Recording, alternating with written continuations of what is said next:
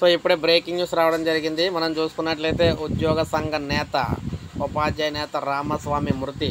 ఉపాధ్యాయ సమస్యల పైన చివరి వరకు పోరాటం చేసి ఉమ్మడి కరీంనగర్ జిల్లా ఉపాధ్యాయ సంఘం అధ్యక్షుడు నాయకుడు చీర్ల రామస్వామి అయితే అనారోగ్యంతో చనిపోయారు. కాటారం మండలం దామరకుంట గ్రామానికి చెందిన చీర్ల రాజస్వామి మూత్రపిండాల వ్యాధితో కరీంనగర్ హాస్పిటల్లో చేరారన్నమాట. అక్కడ చనిపోవడం అయితే జరిగింది.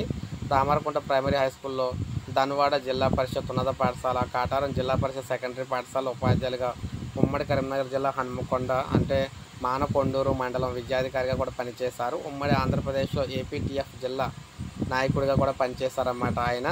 సో ఇప్పుడు ఆయన అయితే చనిపోవడం అయితే జరిగింది. పోలీస్ స్టేషన్లోని రామస్వామి టీచర్ను నిర్బంధించడం కూడా జరిగింది అనేక మార్లు.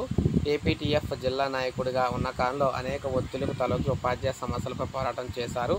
టీడీఎఫ్ ఉమ్మడి కరీంనగర్ జిల్లా శాఖలో కూడా కాటారం మండల ప్రధాన కార్యదర్శిగా, అధ్యక్షులుగా, ఉమ్మడి జిల్లా కార్యదర్శిగా, రాష్ట్ర కౌన్సిలర్గా చీర్ల రాజస్వామి అయితే పనిచేశారు. కరీంనగర్ ఉమ్మడి పూర్వ జిల్లా మానకొండూరు, చొప్పదండి మండలాలకు ఎఫ్ఏసి మండల అధ్యాధికారిగా కూడా పనిచేశారన్నమాట, విద్యాధికారిగా. సో ఏది ఏమైనా సో ఒక కీలక నేతనైతే అంటే ఉద్యోగ సంఘ నేతనైతే కోల్పోవడం జరిగింది తెలంగాణ.